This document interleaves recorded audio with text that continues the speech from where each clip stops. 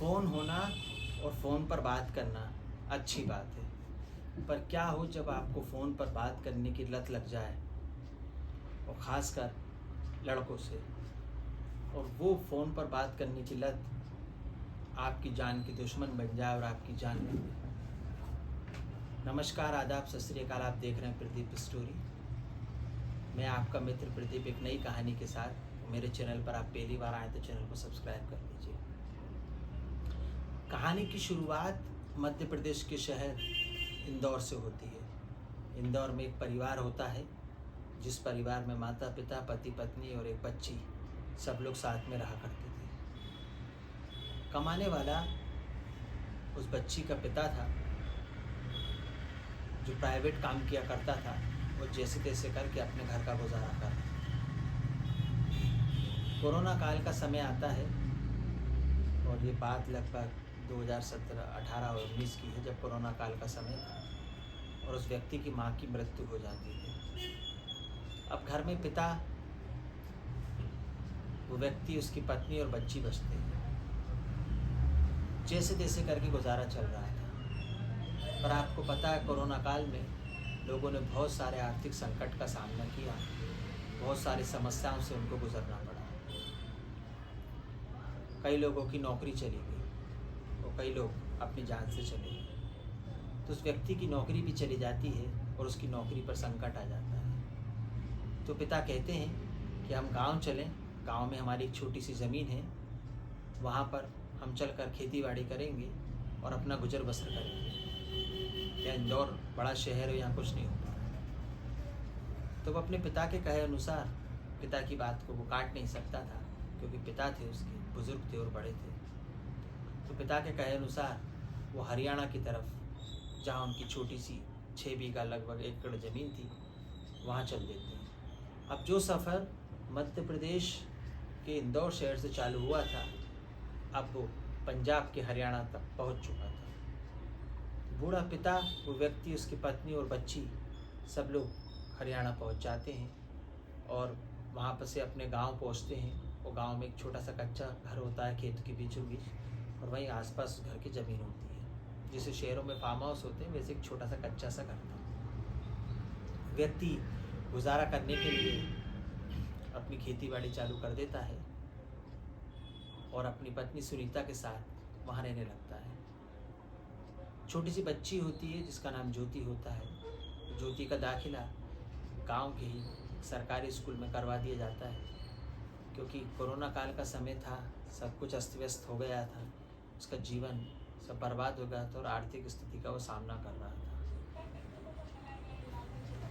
अपनी पत्नी को लेकर वो खेतों पर चला जाता और काम करता और अपनी बच्ची से कहता कि बेटा तुम पढ़ो, तुम्हें जीवन में कुछ बनना है।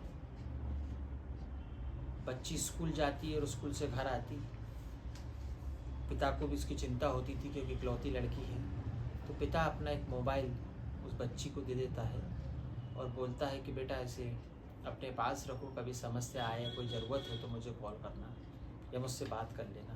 हम खेत पर हैं, कभी घर पे नहीं हैं, तुम्हें कोई काम है तो तुम हमें कैसे टच करोगे।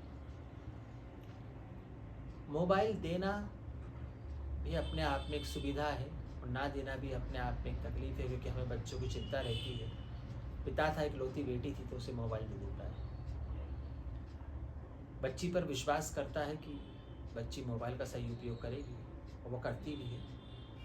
कोरोना काल का समय खत्म होता है, स्कूल रेगुलर चालू होते हैं, स्कूल का आना जाना शुरू हो जाता है और वो अपने दोस्तों को अपना मोबाइल नंबर दे। मोबाइल नंबर उसने इसलिए दिया था कि पढ़ाई की बातें हो सकें, मालूम हो सके स्कूल में क्या है, लेक्चर कब लग रहे हैं, पेपर कब है, तैयारी कैसे करनी है, आदि आदि। पर मोबाइल पर काम की बात करते करते पता नहीं कब उसे लड़कों से बात करने की लत लग गई, और फिर वो दिन भर और रात भर और जब भी समय मिलता लड़कों से बातें करती है। ये बात जब उसके पिता को पता चली तो उसने अपनी बच्ची को समझाया कि बेटा, लड़कों से बात करना सही नहीं है, तुम एक लड़की हो, और ख़ासकर गांव में ऐसी बातें बहुत जल्दी फैल जाती हैं। पिता ने अपनी बच्ची को समझाने का बहुत प्रयास किया, पर वो समझती नहीं। दिन भर लड़कों से बात करना, शाम को भी लड़कों से आकर बात करना और हमेशा फ़ोन पर लगे रहना। ये बात गांव वालों ने भी उसे बताई कि तुम्हारी बेटी लड़कों से अत्यधिक बात करती है, उसे समझाओ।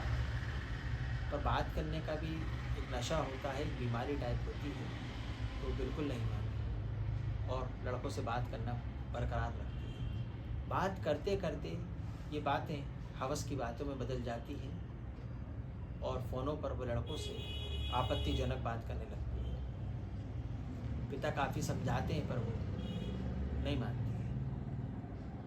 एक दिन पिता दोपहर में खेत से घर पे आते हैं और देखते हैं कि वो पलंग पे लेटी हुई लड़कों से आपत्तिजनक अश्लील बातें कर रही है। पिता सारी बात गेट पर सुन लेता है, उसे समझाने की बहुत कोशिश करता है पर वो एक नहीं मानती है। इसी बीच पिता उसको छत पर ले जाता है और डांटने लगता है, जोर जोर चिल्लाने लगता है। लड़की इस बात का विरोध करती है तो पिता उसे पास में रखी हुई कुल्हाड़ी से हमला कर देता है और हमेशा हमेशा के लिए सुला देता है और नीचे आकर अपने खेत पर सामान्यतः काम के लिए चला जाता है। माँ भी शाम को जब वापस आती है तो पूरे मोहल्ले में, गांव में खोजबीन चालू कर देते हैं कि मेरी बच्ची कहीं चली गई है, नहीं मिल रही है। इसी बीच कोई पुलिस को फ़ोन कर देता है, पुलिस वहाँ आ जाती है और जब पुलिस सख्ती से पूछताछ करती है और घर की तलाशी लेती है तो छत पे बच्चे की लाश पाई जाती है।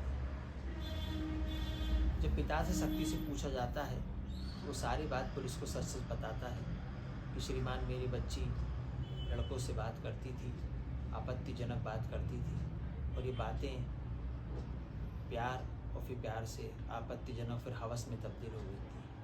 ये बातें मुझे सहन नहीं हुई और मैंने उसकी हत्या कर दी।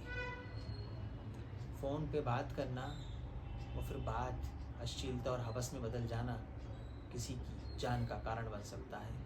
कई बार पुरुष की जान जाती है, कई बार लड़के की जान जाती है, कई बार लड़की की जान जाती है। मॉब लिंचिंग के हमने बहुत सारे केस सुने हैं। तो उस बच्ची की जान फ़ोन पर बात करने की आदत में ले ली और हत्या और हवस की ये कहानी मैंने आपको सुनाई। इस कहानी का उद्देश्य किसी के अंतरात्मा, किसी के मान सम्मान को ठेस पहुंचाना नहीं है, किसी का दिल दुखाना नहीं है, बल्कि आपको सचेत करना है, सतर्क करना है। सतर्क रहें, सावधान रहें, बच्चों पर ध्यान रखें, उन्हें फ़ोन दें पर ज़रूरत के इस्तेमाल करें। कहानी अच्छी लगी तो लाइक करें, चैनल को सब्सक्राइब करें और अन्य लोगों तक भेजें ताकि यूट्यूब इस कहानी को आगे भी पहुंचा सके। जब तक के लिए नमस्कार, जय हिंद, जय भारत।